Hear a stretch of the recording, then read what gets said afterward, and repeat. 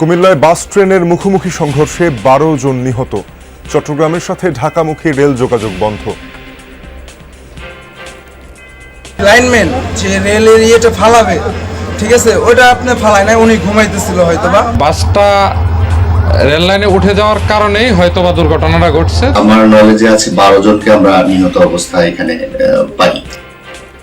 জামালপুরে ব্রহ্মপুত্র নদে ভাসমান সেতু ভেঙে 5 শিশুর মৃত্যু।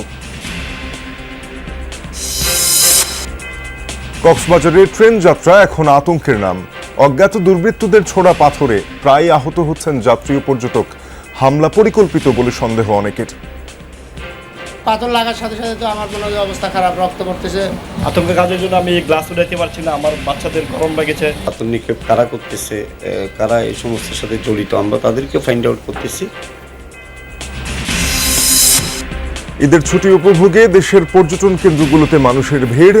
পাহাড় সাগরে পরিবার নিয়ে সময় কাটাচ্ছেন ভ্রমণ পিপাসুরা।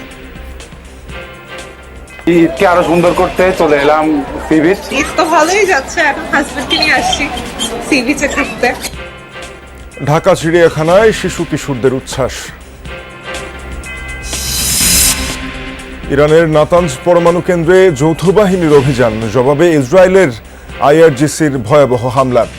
48 ঘন্টার মধ্যে হরমুজ প্রণালী খুলে না দিলে বিদ্যুৎ কেন্দ্র ধ্বংসের হুঁশিয়ারি ট্রাম্পের।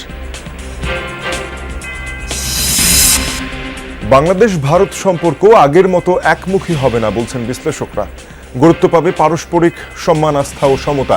অমীমাংসিত বিষয় নিয়ে সমাধানের আশা। অতীতে যেরকম ভিসা বন্ধ করে দেওয়া বা এই ধরনের বিষয়গুলি দুই দেশের মধ্যে ঘটেছে, সেই ধরনের বিষয়গুলি যাতে পুনরাবৃত্তি না ঘটে। বাংলাদেশ যেই দেশের কাছ থেকে যেটা পাবে সেইভাবে তারা এগোবে। তার মধ্যে ইউএসএও থাকবে, চীনও থাকবে, ইন্ডিয়াও থাকবে। ঐতিহাসিক ও প্রসিদ্ধ স্থান সহ 64 জেলার মাটি সংগ্রহ করেছেন ব্যতিক্রমী সংগ্রাহক শহীদুল ইসলাম। শেকড়ের প্রতি টান থেকে এমন উদ্যোগ। সেই জন্মস্থানের মাটিটাও আমার এখানে সংগ্রহীত আছে। এই যেমন চট্টগ্রামের লাল মাটি।